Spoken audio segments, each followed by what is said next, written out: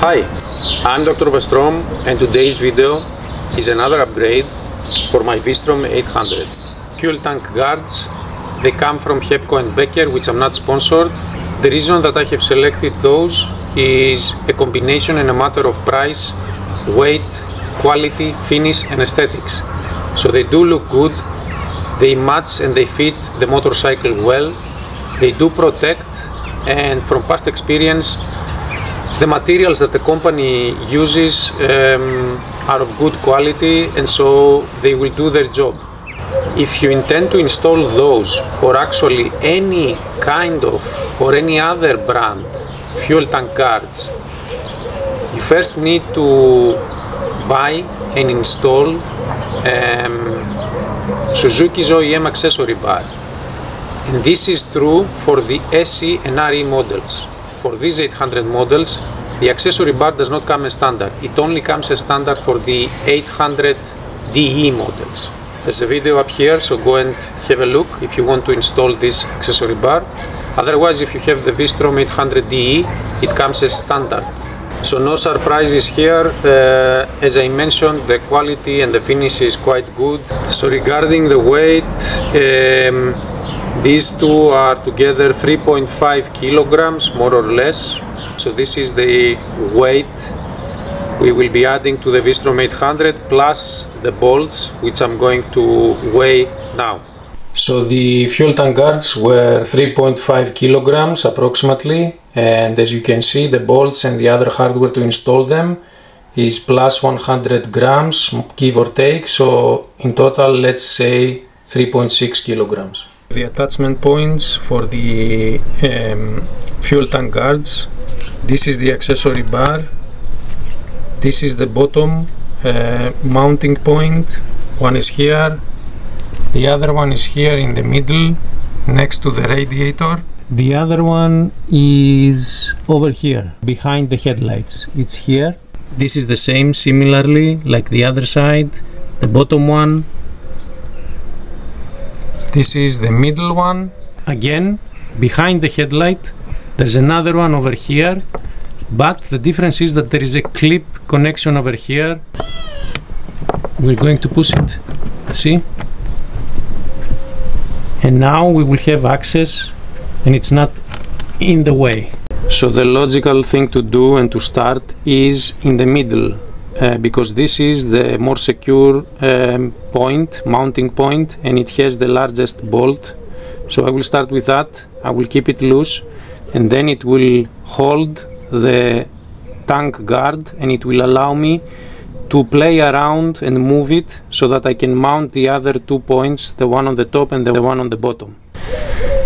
This with the large bracket is on the front, it goes behind the headlight. This is the middle part that we're going to install first, and this is the bottom part. Move this lower part of the fairing out of the way so that it gives me room here to use my socket wrench and my torque wrench. You remove and then you push towards the front and it releases. I have already taken the largest bolt which goes in the middle, and for the washer is the one that fits the opening. It's not the largest one. I have put some thread locker.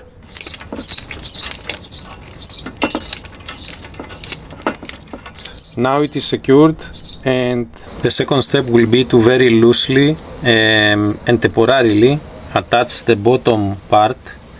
This will use or will need the bolt, the Allen of size 6 bolt, but of the medium length. So the largest one went in the middle, and the smallest Allen bolt will go here on the bottom. Okay, that's it. So I will now install the top bolt, the top mounting part. I have put thread lock in the bolt. It is the smallest bolt, it is of size 10, and the washer opening fits the bolt.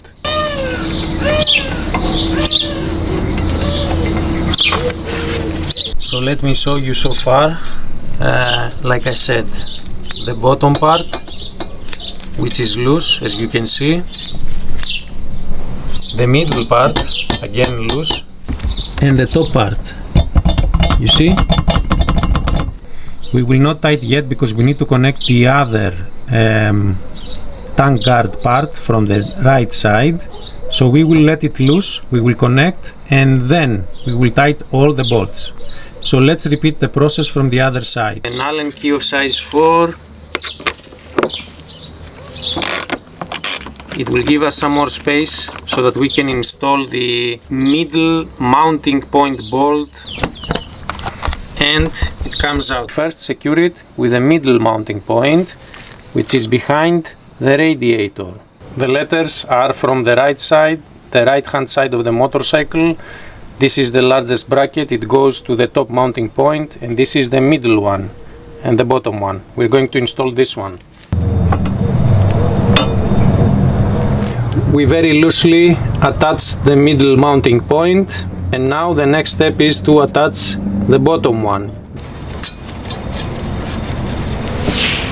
Just attach it loosely.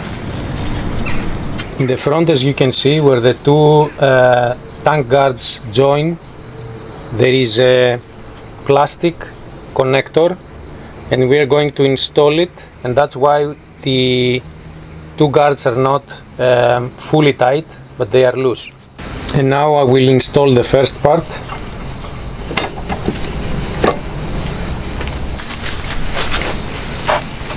And now the second one. Like so.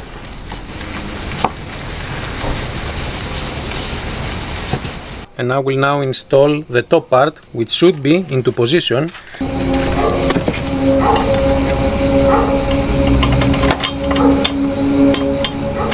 I will now show you all the bolts which are loose. This one on the bottom, this one in the middle, and this one on the top. You see? This one. This is where the two tank guard parts meet, and similarly this one on the bottom, this one in the middle, and this one on the top where the clip is, and we move it aside. So the two Allen bolts, this one and this one, I took the values, the torque values from Suzuki's own OEM tank guards, and Suzuki says 21 Newton meters. I will tie it to 20 Newton meters, 20,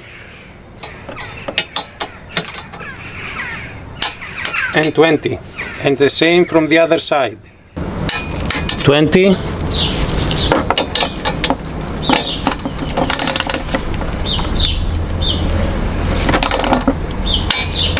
and 20. Okay, and for the last top bolts, it's 9 Newton meters. I took this value again from Suzuki's OEM tank guards, but because it's very difficult to place a torque wrench if you don't remove parts, I will use a normal wrench like you see, and you can just snag it because 9 Newton meters is not so much.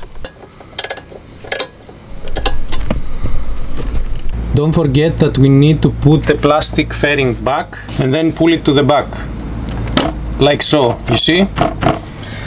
And now we need to put the bolt. Repeat the same from the other side.